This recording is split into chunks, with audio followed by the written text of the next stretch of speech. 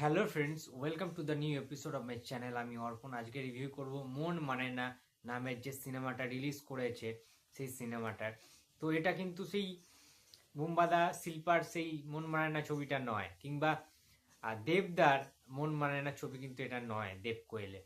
এটা কিন্তু নতুন একটা জুটি, ঋত্বিক ভৌমিক এবং হিয়া চ্যাটার্জি অর্থাৎ শাশ্বত চ্যাটার্জির একমাত্র মেয়ে, একমাত্র কন্যা, যিনি ডেবিউ করলেন। এবং সৌমত রয়েছে। তো রাহুল মুখার্জি ডাইরেকশনে এই ছবিটা হয়েছে। তো ছবিটা কেমন লাগলো প্রথমেই বলে দিই, এই ছবিটার নাম কিন্তু ছিল একটা টাইমে চিরকুট। এবার চিরকুট নামটা তোমরা অনেক অনেক জায়গায় শুনেছো। 2022-23 সাল থেকে সেই দেবদার সাথে শ্রাবন্তীর করার কথা ছিল। হ্যাঁ, এরকম ধরনের একটা কথা উঠেছিল, পেপার টেপারে বেরিয়েছিল, এবং তার পরবর্তীতে অ্যাকচুয়ালি এই স্ক্রিপ্টটা কিন্তু অনেক জায়গায় যায়। অঙ্কুশদা থেকে শুরু করে অনেক টলিউডের নায়কদের কাছে যায়, কেউই জিনিসটা রাজি ছিলেন না। এবং দেবদার কাছে যখন এই সিনেমাটার অফারটা যায়, দেবদা তখন কিন্তু রিজেক্ট করে দিয়েছিলেন হাসি মুখে, যে ছবিটা ভালো। অ্যাকচুয়ালি দেবদা তো আর মুখে বলবেন না যে ফালতু খাজা একটা স্টোরি।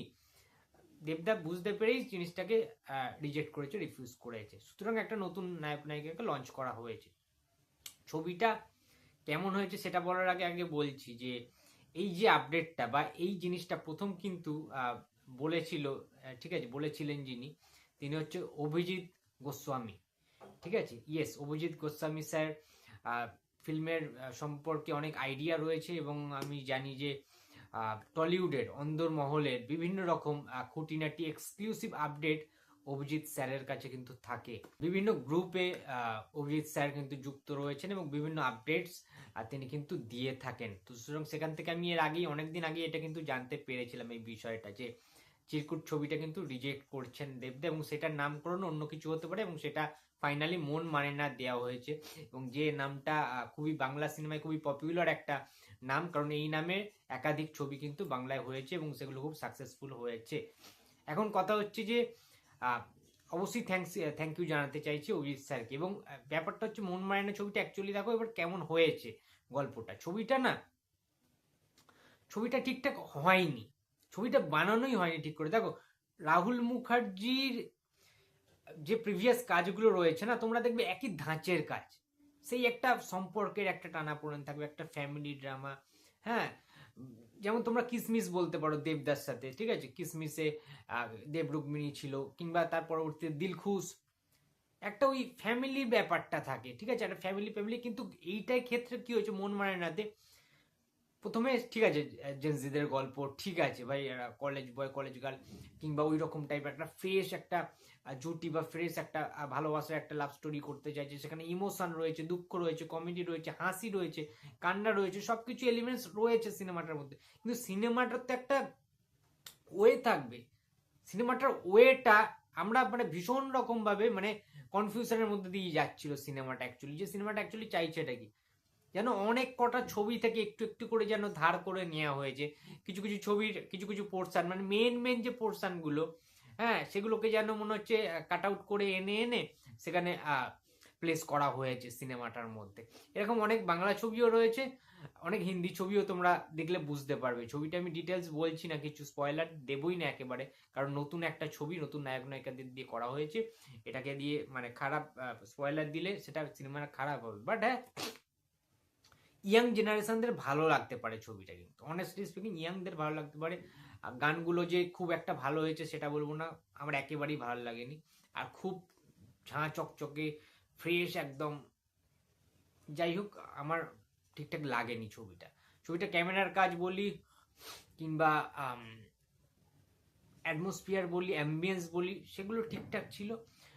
বাট সৌম্যর ক্যারেক্টারটা one of the best character হয়েছে। তার কারণ সৌম্যর আমি এমনিতেই ফ্যান। সৌম্যকে আমি সেই হলিফাক থেকে দেখে আসছি, ঠিক আছে, দারুণ একজন অ্যাক্টার।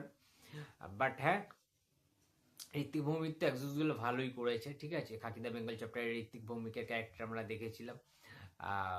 বাট হ্যাঁ, হিয়া স্ট্রাগল করছে, নতুন এসছে, তার একটু টাইম লাগবে। বাট তার যে যে যে পোর্শনগুলো তার প্লেস ছিল বা স্পেস সে পেয়েছে, সেগুলো কিন্তু সে মোটামুটি করার চেষ্টা করেছে। বাট ওভারঅল যদি বলি, একটা কমার্শিয়াল গল্প হিসাবে, একটা সিনেমাটিক ব্যাপার হিসাবে ক্লিক কিন্তু করেনি ছবিটা। যদি একটা মৌলিক গল্প দেয়া হতো না, ছবিটা ওয়ার্ক করতো, বাট সামহাউ ছবিটা কোথাও গিয়ে হারিয়ে যাচ্ছে বা হারিয়ে গেছে ইনফ্যাক্ট। সো তোমরা দেখো মন মানে না ছবিটা, তোমাদের ভালো লাগে না খারাপ লাগে সেটা অবশ্যই কমেন্ট বক্সে জানিও। আমার ওপিনিয়নটা জাস্ট আমি বললাম যে সিনেমাটা না খেয়ে হারিয়ে ফেলেছে সিনেমাটার কনসেপ্ট ভালো ছিল, ঠিক আছে, বিভিন্ন জায়গা থেকে সে সিন নিতেই পারে, বিভিন্ন জায়গা থেকে বিভিন্ন রকম দৃশ্য নেওয়া যেতেই পারে, বাট সেই ছবিটাকে তো ছবির মতো করে করতে হবে, বানাতে হবে, তাই নয় কি?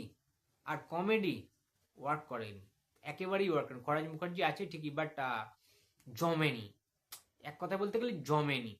তাও দিলখুশ ছবিতে ভালো ভালো কিছু গান ছিল যেগুলো হৃদয়ে মানে এখনো রয়ে গেছে, কিসমিসেও তাই, প্রত্যেকটা গান, মানে তুই বলবো না তুই থেকে শুরু করে, ঠিক আছে, যদি ওই বিভিন্ন যে গানগুলো আর কি, ঠিক আছে, মানে যেটা বুম্বাদাও প্রমোশন করেছিল বুম্বাদার বাড়িতে, ঠিক আছে, অবশেষে ভালোবেসে চলে যাব, এই রকম ধরনের গান মিসিং ছিল এই মন মানে না ছবিতে। সুতরাং খুবই মানে ডিসঅ্যাপয়েন্টেড হয়েছি আমি।